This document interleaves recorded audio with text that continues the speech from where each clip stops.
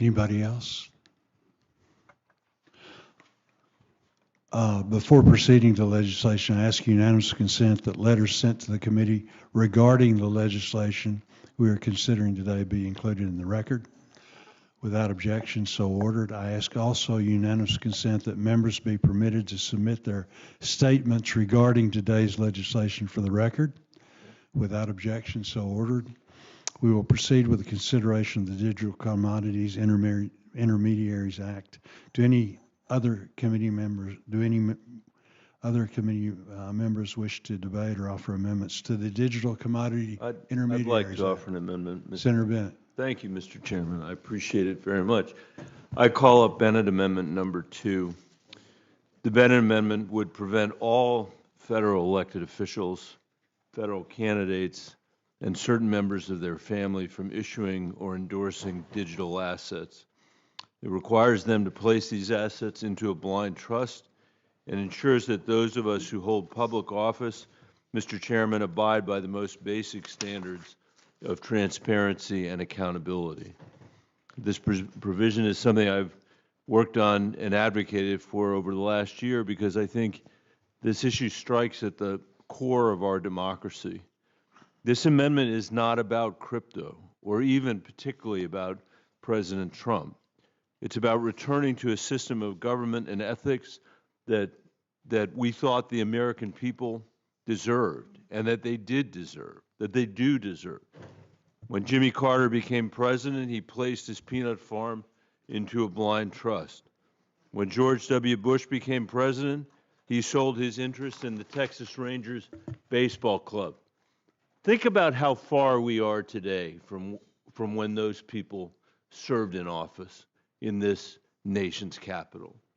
Republicans and Democrats alike understood that the appearance of corruption or self-enrichment undermined the office they were prepared to occupy and eroded the American people's confidence in their government and in their elected representatives, including the members of this committee. But President Trump's series of opaque deals and investments, much of it in the crypto sector, have raised serious concerns about the buying and selling of public favors, not to mention serious national security risks. That's something I do hear about in my town hall meetings. Since returning to office, the Trump family's paper net worth has at times grown as high as $11 billion, Mr. Chairman.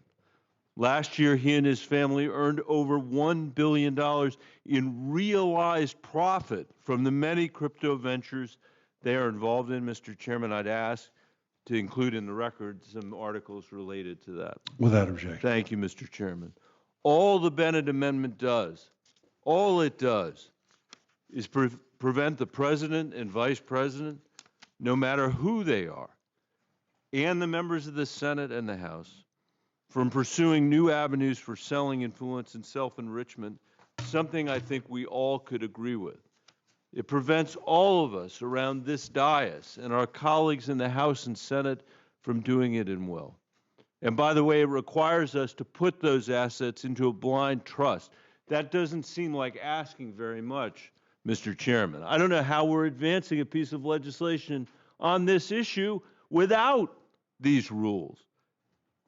It seems like the bare minimum the American people would expect from their elected officials, that they would put their interests and the interests of their communities ahead of any possible opportunity for personal gain.